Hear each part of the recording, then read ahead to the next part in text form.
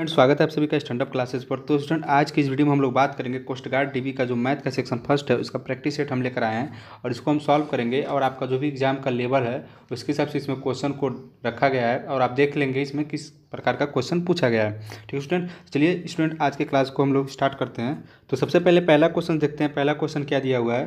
पहला क्वेश्चन, एक रेलगाड़ी बिना रुके 65 किलोमीटर प्रति घंटे की औसत गति से और रुकने के साथ 52 किलोमीटर प्रति घंटे की औसत गति से चलती है तो रेलगाड़ी के औसतन प्रति घंटा कितने मिनट रुकती है।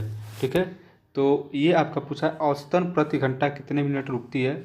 आपको क्वेश्चन देखने में छोटा सा लग रहा होगा लेकिन बहुत ही बढ़िया क्वेश्चन है और ट्रिकी क्वेश्चन है कि इसको कैसे सॉल्व करेंगे। ठीक है, अगर आप डायरेक्ट जाएंगे तो आपको जल्दी इसमें ये लग जाएगा। अगर आपको जो भी इसका रूल है उसको फॉलो करेंगे तो आपको ज़्यादा समय लग जाएगा।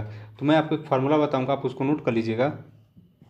अगर आपको ऐसा क्वेश्चन देखने को मिले तो आप उसको उसी फार्मूले से लगाएंगे। देखिए, अगर ऐसा क्वेश्चन पूछे कि औसतन प्रति घंटा कितने मिनट रुकती है तो सबसे पहले क्या कीजिएगा, फार्मूला नोट कर लीजिएगा। औसतन प्रति घंटा बराबर दोनों चालों में अंतर, दोनों चालों में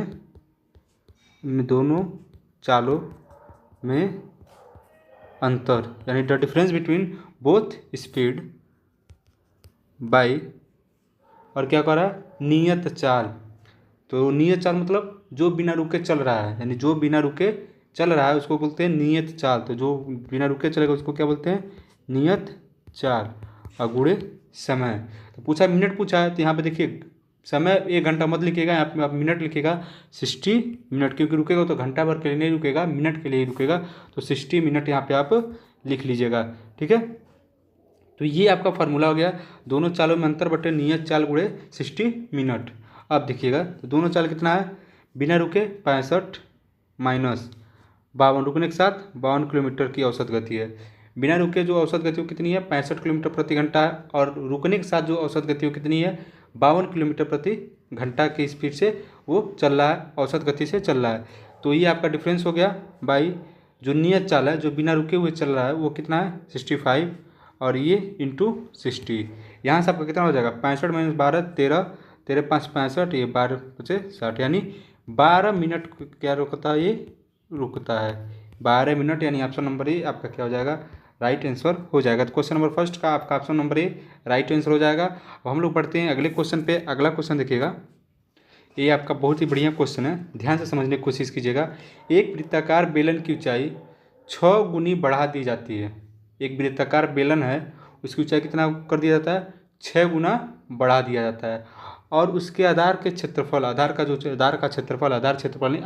क्षेत्रफल है उसके मान का 1/9 भाग कर दिया जाता है। यानी उसके मान का क्या कर दिया जाता है, 1/9 भाग कर दिया जाता है। उसके बाद बेलन के पार्श्व पृष्ठ में कितनी भाग को वृद्धि हो जाएगी, ये होता है पार्श्व पृष्ठ की में कितनी भाग की वृद्धि हो जाएगी। ये आपसे इंक्रीमेंट पूछ रहा है इसमें कि कोई सिलेंड्रिकल जो कोई सर्कुलर सिलेंडर है उसके जो हाइट है उसमें 6 गुना का इंक्रीमेंट कर दिया जाता है, और जो इसका बेस एरिया है जो आधार का क्षेत्रफल उसके मान में 1/9 भाग कर दिया जाता है। तो उसके बेलन के पार्श्व पृष्ठ में कितने भाग की वृद्धि हो जाएगी ये आपको बताना है। तो सबसे पहले देखिएगा, मान लेंगे कि जो बेलन की ऊंचाई कितनी है, यच है, कितनी है, यच है, और जो आधार का त्रिज्या वो कितना मान लेंगे, आर मान लेंगे। बेलन की ऊंचाई यच और आधार की त्रिज्या आर। तो आप लोग सबसे पहले ये बताइए बेलन का जो पार्श्व पृष्ठ का जो फार्मूला तो क्या होता है। तो अगर आप लोगों ने इसको याद किया होगा तो सबसे बड़ी बात इन सब क्वेश्चन में आपको फार्मूला याद होना चाहिए। जो सूत्र होता है बेलन का, आयत का, वर्ग का, शंकु का, ये सब जितना भी होता है आप सबको एक बार नोट करके एक बार याद कर लीजिएगा, तभी आपके एग्जाम में ऐसा क्वेश्चन लगेगा। क्योंकि ऐसे क्वेश्चन में आपको ज़्यादा घुमाने वाला नहीं देता है, उसमें बस आपको फार्मूला याद रहेगा। तो आप मैक्सिमम पॉसिबिलिटी यही रहती है, 95% पॉसिबिलिटी यही रहती है कि आपका क्वेश्चन लग जाएगा। लेकिन अगर आपको फार्मूला याद नहीं रहेगा तो आपको 5% भी पॉसिबिलिटी नहीं है कि आप लगा पाएंगे क्वेश्चन। ठीक है, तो ये आप फार्मूला याद कर लीजिएगा। तो बेलन का जो पार्श्व पृष्ठ का जो फार्मूला होता है वो होता है 2πr/h, ये आपका फार्मूला होता है। ये चीज़ आपको नोट कर लीजिएगा। ठीक है, अब देखिए क्या कर रहा है, जो ऊंचाई है वो क्या करता है, 6 गुना बढ़ा देता है। ऊंचाई क्या कर दे रहा है, 6 गुना बढ़ा दे रहा है। तो एच कितना हो जा रहा है, 6 एच हो जा रहा है। और जो आधार का क्षेत्रफल है उसका 1/9 9 भाग कर दे रहा है। तो जो जो आधार का क्षेत्रफल उसका कितना कर रहा है, 1/9 भाग कर रहा है। इसलिए आधार का क्षेत्रफल कितना होगा, 1/9। ठीक है, 1/9। इसलिए इसकी त्रिज्या कितनी हो जाएगी, 1/3। अब इसकी त्रिज्या कितनी आ गई, r बराबर 1/3। अब देखिए, अब नया पार्श्व पृष्ठ का क्षेत्र निकालेंगे, नया पार्श्व पृष्ठ निकालेंगे कितना होगा। अब देखिएगा, तो क्या फॉर्मूला अभी मैंने बताया, 2πr(h). तो ऑलरेडी आपका 2πr(h) पुराना वाला है। अब एच क्या कर रहा है, 6 गुना बढ़ गया। इसमें देखिए क्या पॉइंट था, इसमें पॉइंट यही था, इसमें जो आधार का क्षेत्रफल था 1/9 भाग कर दिया गया था। यहाँ से आपको त्रिज्या निकालना था। ठीक है, आधार का जो क्षेत्रफल था यहाँ से आपका त्रिज्या निकालना था। और चूंकि आपको पता है कि क्या है, सर्कुलर सिलेंडर है, तो यहाँ से आपका त्रिज्या कितना जाएगा, 1/3 हो जाएगा। ठीक है, तो अब यहाँ से आर भी निकल गया, एच भी निकल गया। तो 2π, आर कितना है 1/3r इंटू एच कितना है 6h, यहाँ से 2 हो जाएगा। यानी आपका हो जाएगा 2 × 2π/4h। तो क्या करा, कितनी भाग का वृद्धि हो गया, यानी 2 भाग का, क्योंकि दुगना हो गया ना, तो 2 भाग का क्या हो गया, वृद्धि हो गया। तो यहाँ से क्वेश्चन नंबर 2 का ऑप्शन नंबर ए आपका क्या हो जाएगा, राइट आंसर हो जाएगा। ठीक है, हम लोग बढ़ते हैं क्वेश्चन नंबर 3 पे। करा, यदि 5 पुरुष या 9 महिलाएं किसी कार्य को 19 दिन में पूरा कर सकते हैं, तो 3 पुरुष और 6 महिलाएं उसी कार्य को कितना दिन में पूरा करेंगे। ये चीज़ें आप देख लीजिएगा कैसे इसको सॉल्व करेंगे। 5 पुरुष या 9, देखिए इसमें ऐसे क्वेश्चन आपको क्या करना है, बस जो शब्द है इसको ध्यान में देख देना है। क्योंकि यहाँ देखा 5 पुरुष या 9, या करा यानी और, यानी अथवा 9 महिलाएं किसी कार्य को 19 दिन में पूरा करती हैं। ठीक है, तो 3 पुरुष और 6 महिलाएं उसी कार्य को कितने दिन में पूरा करेंगे, ये आपको बताना है। देखिए क्या करेंगे, इसमें 5 पुरुष बराबर कितना हो जाएगा, 9 महिलाएं। 5 पुरुष या 9 महिलाएं दोनों क्या हो गए, बराबर हो गए। तो 5 पुरुष बराबर 9 महिलाएं। ठीक है, तो अब देखिएगा यहाँ से 1 महिला बराबर कितना हो गया, 1 महिला बराबर आपका हो गया 5/9 पुरुष। ठीक है, अब या तो आप 2 तरीके से इस क्वेश्चन को कर सकते हैं, या तो पुरुष को महिला में चेंज कर लीजिए, या महिला को पुरुष में चेंज कर लीजिए, यहाँ से आपका निकल जाएगा। तो 3 पुरुष और 6 महिलाएं। ठीक है, तो 1 महिला बराबर 5/9, तो 6 महिला बराबर 5 × 6/9, ये आपका हो गया। अब देखिए 3 पुरुष यहाँ क्या दिया, और दिया है, तो इसमें क्या करेंगे, जोड़ देंगे। 3 पुरुष प्लस, अब देखिए कितना आया था, 1 महिला बराबर कितना आया था आपका 5/9 पुरुष, तो 6 महिला बराबर 6 × 5/9 पुरुष, यहाँ से हो गया। ठीक है, अब देखिएगा यहाँ से क्या होगा। अब इसको मान लेते हैं x दिन में करते हैं, मान लेते हैं इसको, इतने लोग पूछी, ये नहीं पूछा है 3 पुरुष और 6 महिलाएं उस कार्य को कितना दिन में करेंगे। तो आप हम क्या किए, जो 6 महिलाएं हैं उसको पुरुष में चेंज कर दिए हैं। तो ये आप हो गया 3 पुरुष और 6 × 5/9, ये पुरुष हो गए, ये टोटली पुरुष हो गए। इसको मान लेते हैं x दिन में ये करते हैं। अब देखिए 3 × 6 = 9, यानी 10/3 + 3, यानी 19/3 पुरुष इस काम को x दिन में करेंगे।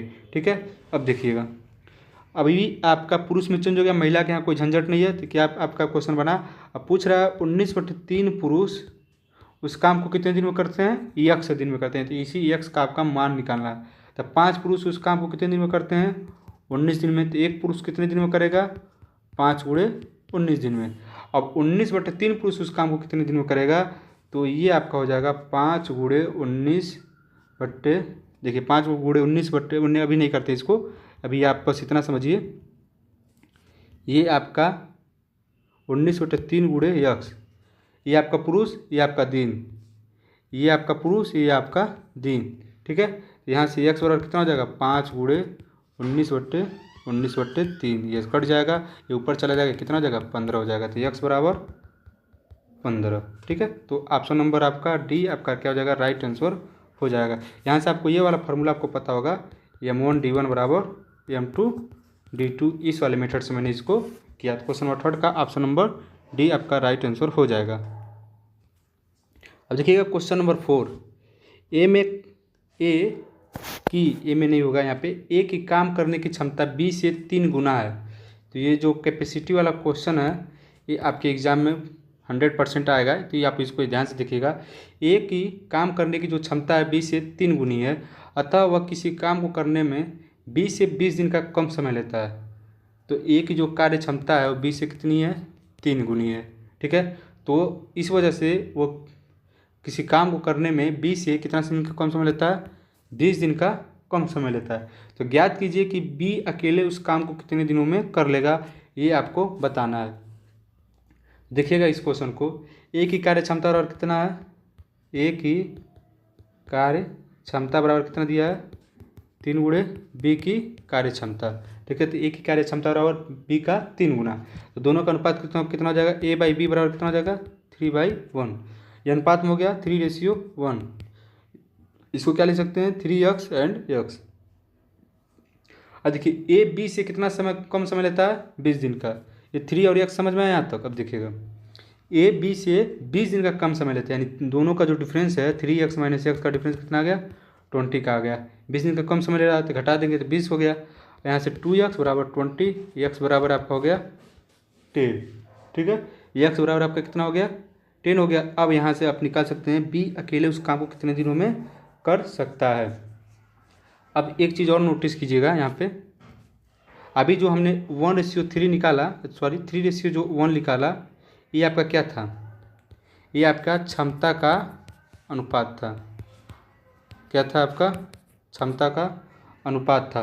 आपको पता होना चाहिए कि क्षमता और समय का जो होता है, जो विलोम होता है, जो रेशियो होता है, वो क्या होता है आपका, प्रोपोर्शनली होता है। जैसे मान लीजिए, ध्यान समझने की कोशिश कीजिए, मान लीजिए जो कार्य क्षमता है, अभी ए और बी का कार्य क्षमता कितना आया, 3:1 आया। अब पूछ दिया जाए कि समय में का कितना अनुपात होगा, तो समय का जो अनुपात हो जाएगा ये ठीक उसका क्या हो जाएगा, उल्टा हो जाएगा, 1:3 का हो जाएगा। समझ में आया। तो यहाँ पे ये क्वेश्चन का लॉजिक था, यहाँ से आप समझ सकते हैं इसको कैसे हम करेंगे। एक बार और ध्यान देने की कोशिश कीजिएगा। जैसे मान लीजिए ए की काम करने की क्षमता बी से कितना है, 3 गुना है।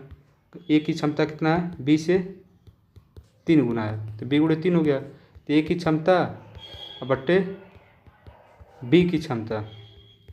ठीक है, तो दोनों का अनुपात कितना हो गया, 3/1।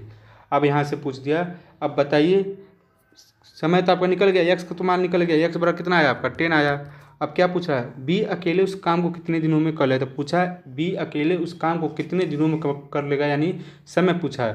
तो ये तो आपका क्षमता है, क्षमता में तो आप नहीं निकाल सकते हैं, आपका तो बस क्षमता पता चलेगा। अब आपको निकालना पड़ेगा समय का अनुपात। तो जो कार्य क्षमता और समय में क्या होता है, विलोम का अनुपात होता है, यानी ठीक उल्टा होगा। जो क्षमता होगा उसका ठीक उल्टा समय होगा। क्षमता का अनुपात कितना दिया है, 3:1 दिया है।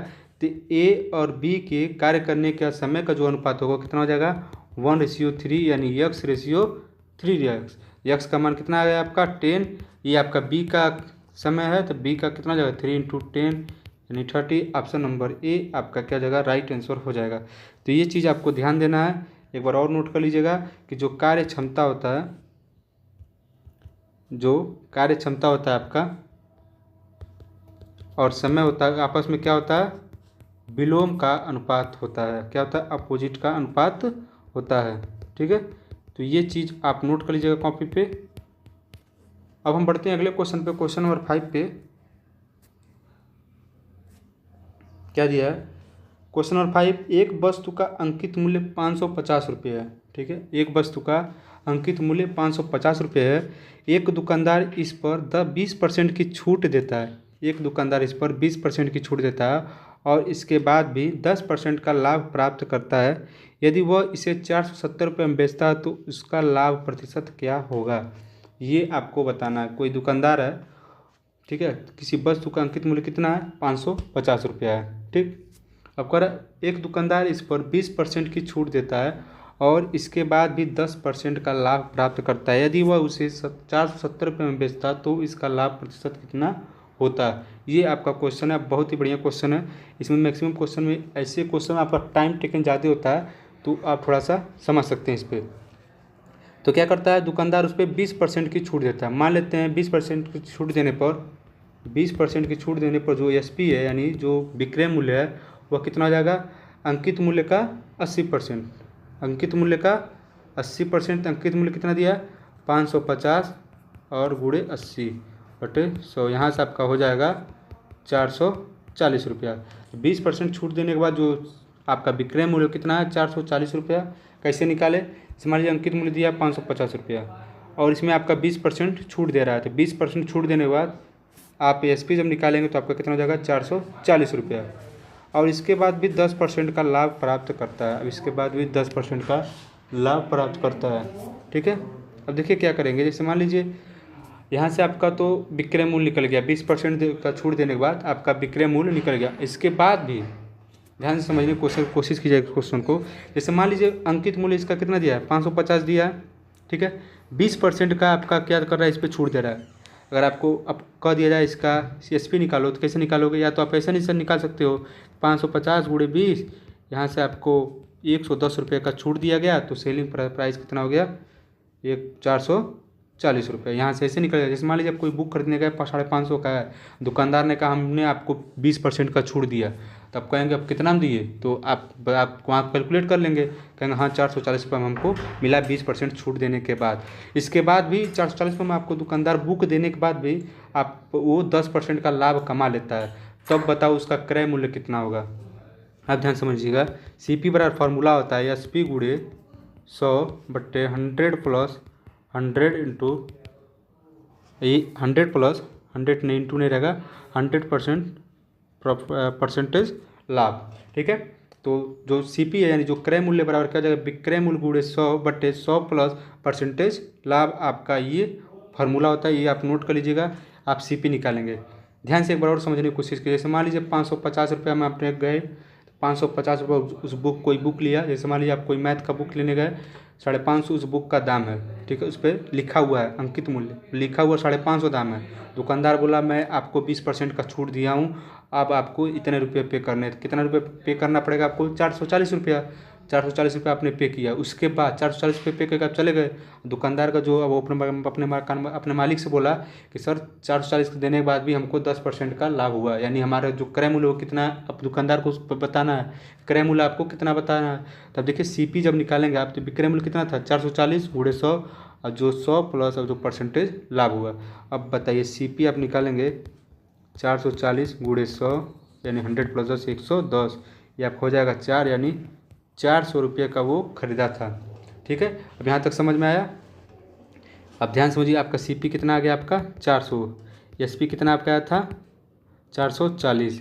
अब बुक पे कितना जो अंकित मूल्य था कितना था 550। अब बताइए कह रहा 470 में उसे बेचता तो उसे कितना परसेंटेज का लाभ होगा। तो देखिए 400 रुपया इसका CP हो गया, आप कितने में बेच रहा है 470 रुपये में, तो लाभ कितना हो गया, लाभ आपका हो गया 70 रुपये का। अब पूछ रहा है इस पर लाभ कितना होगा, तो लाभ परसेंटेज पूछा, लाभ गुणे 100 क्रय मूल्य, यहाँ से इसको निकाल लेंगे। अब यहाँ से आपका आ जाएगा 17.5% आपका क्या हो जाएगा, इसका लाभ प्रतिशत हो जाएगा। लाभ प्रतिशत बराबर फॉर्मूला क्या होता है, परसेंटेज लाभ बराबर होता है प्रॉफिट गुणे 100/CP यानी कॉस्ट प्राइस यानी क्रय मूल्य। तो ये क्वेश्चन आपको अच्छे से समझ में आ गया होगा कैसे इसको सॉल्व करना है, ठीक है। तो क्वेश्चन नंबर 5 का ऑप्शन नंबर B आपका क्या हो जाएगा, राइट आंसर हो जाएगा, ठीक है। तो आप समझ सकते हैं इसके इस क्वेश्चन को कैसे सॉल्व किया जाता है, आप ध्यान से देख लीजिएगा, ठीक है। एक दुकानदार अपना सामान 20% लाभ पर बेचता है। यदि सामान को 10% अधिक पर खरीदता है और 25% लाभ पर बेचता है तो उसे 14 रुपया अधिक मिलते, तो सामान का क्रय मूल्य ज्ञात कीजिए। एक दुकानदार है अपना सामान 20% के लाभ पर बेचता है। यदि सामान को 10% अधिक पर खरीदता और 25% लाभ पर बेचता तो उसे 14 रुपया अधिक मिलते, तो सामान का जो क्रय मूल्य है वो आपको बताना है। देखिए अगर इस क्वेश्चन को आप जैसे बुक में दिया रहता है आप उसको मेथड से सॉल्व करेंगे तो ये क्वेश्चन आपका बहुत ज़्यादा लेंदी हो जाएगा। तो मैं आपको एक फार्मूला बता देता हूँ, आप उसको नोट कर लीजिएगा। अगर ऐसा क्वेश्चन दे तो क्या करना चाहिए, यदि सामान को लिख लीजिएगा, यदि किसी सामान को X% अधिक खरीदा जाए, क्या खरीदा जाए X% अधिक खरीदा जाए तो उसका क्रय मूल्य कितना हो जाएगा, ये आप देखिएगा। मान लीजिए सामान 20% के लाभ पर बेचता है और 10% पर खरीदता और 25% लाभ बेचता तो उसे 14 रुपया अधिक मिलते। तो जो देखिए जो अधिक मूल्य या कम मूल्य, या अधिक मिले या कम मिले गुणे ये आपका 10,000, ठीक है। मैं एक बार अच्छे से लिख देता हूँ, आप डायरेक्ट में लिखता हूँ CP अधिक मूल्य या कम मूल्य, आप लिख लीजिएगा या कम मूल्य गुणे 10,000, ठीक है, बटे 100 प्लस X जो आपका X% खरीदा गया। यदि सामान को X% पर अधिक खरीदा जाए तो, ठीक है, गुणे 100% दूसरा लाभ, ठीक है, ये आपका हुआ माइनस, ठीक है, माइनस 100 प्लस पहला लाभ गुणे 100। समझ में आया? देखिएगा अब फार्मूला आप ध्यान से समझ लीजिएगा। यदि सामान x% अधिक खरीदा जाए, x% से अधिक खरीदा जाए तो उसका क्रय मूल्य के x% से अधिक खरीदा जाए तो अधिक मूल्य या कम मूल्य गुणे 10,000 बट्टे जो x% पर अधिक खरीदा जाता है 100 प्लस x इंटू 100 प्लस जो दूसरा लाभ है ये 25% लाभ, दूसरा लाभ माइनस 100 प्लस आपका पहला लाभ यानी 10% गुणे 100। ये आपका फार्मूला हो गया, आप इसको नोट कर लीजिएगा। और ये फार्मूला इसी तरह के क्वेश्चन पे लागू होगा। जो भी ऐसे क्वेश्चन आएंगे आप डायरेक्ट इसको इस फार्मूले से लग के कर सकते हैं, नहीं तो अगर आप मेथड से सॉल्व करने जाएंगे तो आपका बहुत ज़्यादा लेंथी हो जाएगा, 5 से 7 मिनट का क्वेश्चन हो जाएगा। ठीक है, अब इसमें हम लोग रखते हैं तो CP आपका पूछा, CP और कितना अधिक कितना दिया है 14 गुणे 10,000 बट्टे देखिए 100 प्लस x कितना है आपका x कितना है 10। यदि सामान को 10% क्या करता है अधिक पे खरीदता है, क्या मैंने अभी क्या फॉर्मूला बताया, यदि सामान को x% अधिक पर खरीदा जाए तो वो फॉर्मूला CP कितना है तो 100 प्लस x यानी 110 हो जाएगा गुणे 100 प्लस दूसरा लाभ कितना 25% यानी 125। अब माइनस, ये माइनस का चिन्ह है जो सबसे ज़्यादा होगा उसमें से इसमें घटा देते हैं। अब 100 प्लस पहला लाभ कितना है 20% यानी 120 गुणे 100। ये आपका CP हो गया। आप CP जब निकालेंगे तो आपका 80 रुपया आ जाएगा। ऑप्शन नंबर बी आपका क्या हो जाएगा करेक्ट आंसर हो जाएगा। तो देखिए इतना बड़ा क्वेश्चन को हमने 2 लाइन में सॉल्व कर दिया। तो आपको फार्मूला पता होना चाहिए, फार्मूला एक बार नोट कर सकते हैं, मैं आपको एक बार बोल देता हूँ। लिखिए, आप लिखना स्टार्ट कीजिए। यदि सामान x% अधिक पर खरीदा जाए, यदि कोई ऑब्जेक्ट x% पे अधिक खरीदा जाए तो उसका CP यानी क्रय मूल्य बराबर कितना हो जाएगा मैक्सिमम वैल्यू या मिनिमम वैल्यू जो अधिक मूल्य है या कम मूल्य है गुणे 10,000 बट्टे गुणे 10,000 बट्टे 100 plus x into 100 plus second profit यानी दूसरा लाभ परसेंटेज। और उसके बाद ये आप निशान लगा लीजिएगा यानी माइनस का 100 प्लस पहला लाभ परसेंटेज गुणे 100। ये आपका फार्मूला होता है और यहाँ से आप निकाल लेंगे CP आपका कितना आ जाएगा 80 आ जाएगा। ठीक है, अब देखिएगा ये क्वेश्चन है A और B की मासिक आय का अनुपात 6:5 है और उनका मासिक व्यय 4:3 के अनुपात में है। यदि प्रत्येक माह 400 की बचत करता है तो उनकी मासिक आय की राशि ज्ञात कीजिए। ये आपको बताना सिंपल से आप इसको लगा सकते हैं। जैसे मान लीजिए इसको लिख लेंगे, मासिक आय कितना है 6x 5x। ठीक है, इसको बाई में लिख दो। बचाता कितना है 400, बचाता कितना है 400 बराबर 4/3 मासिक व्यय। ये आपका इस तरह क्वेश्चन बना लीजिएगा। इसके बाद x का मान निकालें, उसके बाद आपका आंसर आ जाएगा। ऐसे क्वेश्चन को ऐसे किया जाता है। जैसे मान लीजिए मासिक आय कितना है 6x, उसमें से 400 हम बचा लेते हैं। तो जो 400 मान लीजिए 600 रुपया, उसमें से 400 बचा लेंगे तो मेरा कितना खर्च हुआ 200 रुपया खर्च हुआ। एक एग्जाम्पल के तौर पर समझिएगा। जैसे मान लीजिए हमने 600 रुपया महीना कमाया, ठीक है, उसमें से हमने 400 रुपया ख़त्म कर दिया यानी उड़ा दिया यानी खर्च कर दिया। ठीक है, तो बचा आप कितना बचा है 200 रुपया। और उसी तरह एक और चीज़ समझिएगा। जैसे मान लीजिए 600 रुपया आपने कमाया, उसमें से 400 रुपया आपने बचा लिया, अब कितना आपने खर्च किया 200 रुपया। तो उसी तरह इस पर लगा है। अब ध्यान से देखिएगा, इसको जब हम लोग सॉल्व करेंगे क्रॉस मल्टीप्लिकेशन कर देंगे तो 3 छक्का 18, 3 चौको 1200, यहाँ से 4 5 20x और 4 चौको 1600 यानी 2x बराबर 400 हो जाएगा। x बराबर कितना हो जाएगा 200 हो जाएगा। तो x बराबर कितना आपका आ गया 200 और ये कितना था 6x एंड 5x यानी 2 छक्के 1200 और 2 5 10 यानी 1000 यानी कितना हो गया आपका 2200 यानी ऑप्शन नंबर सी आपका क्या हो जाएगा राइट आंसर हो जाएगा। अब देखेंगे अगला क्वेश्चन नंबर कितना दिया है। क्वेश्चन नंबर आपका दिया 8। किसी परीक्षा के 20 लड़कों की औसत आयु कितनी दी है 12 वर्ष दी गई है। एक लड़के ने अपना ट्रांसफ़र क्या करा लिया। मान लीजिए किसी कक्षा के 20 लड़कों की औसत आयु कितना दिया गया 12 वर्ष दिया गया है। तो एक लड़के ने क्या करा लिया अपना ट्रांसफ़र करा लिया, जिससे उसकी औसत आयु में आपका कितना कमी हो गया 0.2 वर्ष की क्या हो गई कमी हो गई। ठीक है, ये उस तब क्या पूछ रहा है उस लड़के की औसत आयु ज्ञात कीजिए कितना होगा, ये आपको बताना है। ठीक है, तो ये आपका क्वेश्चन है क्वेश्चन नंबर 8। अब ध्यान से देखिएगा इस क्वेश्चन को। तो क्या पूछा है कि जो जाने वाले व्यक्ति जो जाने वाला लड़का उसका आयु पूछा है। इसका मैं फॉर्मूला जो पूर्व औसत है इसका फॉर्मूला नोट कर लीजिएगा। पहले वाला औसत प्लस माइनस जो कम या बेसी हुआ है, जो कि कम या बेसी हुआ है यानी कमी या वृद्धि इंटू नई संख्या। ये आप फॉर्मूला नोट कर लीजिएगा कि अगर ऐसा क्वेश्चन आपके सामने आया, पूछे कि उस लड़की की आयु याद कीजिए कि किसी कक्षा में 20 लड़कों की औसत आयु 12 वर्ष है, उसमें से एक ने ट्रांसफ़र करा लिया और उसकी औसत आयु में 0.2 वर्ष की कमी हो गई, तो उस लड़के की आयु याद कीजिए। तो उस लड़के को आयु बराबर हो जाता है पूर्व औसत प्लस माइनस कमी इंटू या वृद्धि इंटू नई संख्या। तो पूर्व औसत कितना है 12, कमी हुई है 0.2, माइनस लगाओगे 0.2 और नया संख्या आपका कितना है 20 लड़के में एक लड़का चला गया, नया संख्या कितना हो गया 19 हो गया। अब कितना बच जाएगा यहाँ से आपका हो जाएगा 19 दूना 38, ये आपका हो जाएगा 12। देखिएगा एक चीज़ ध्यान दीजिएगा, आपका थोड़ा मिस्टेक हो गया, ये जो कमी होगा तो प्लस करेंगे और जब वृद्धि होगा तो क्या करेंगे माइनस करेंगे, तो यहाँ प्लस करेंगे। जब कमी होगा तो आप क्या करेंगे प्लस करेंगे और जब वृद्धि होगा तो क्या करेंगे घटाएंगे। ठीक है, ये चीज़ नोटिस कर लीजिएगा कि जब हमें अभी मैंने आपको बताया, देखिए पहले इसको सॉल्व कर लेते हैं। तो हो जाएगा 12 प्लस 3.8 यानी 15.8। आपका ऑप्शन नंबर सी आपका क्या हो जाएगा राइट आंसर हो जाएगा।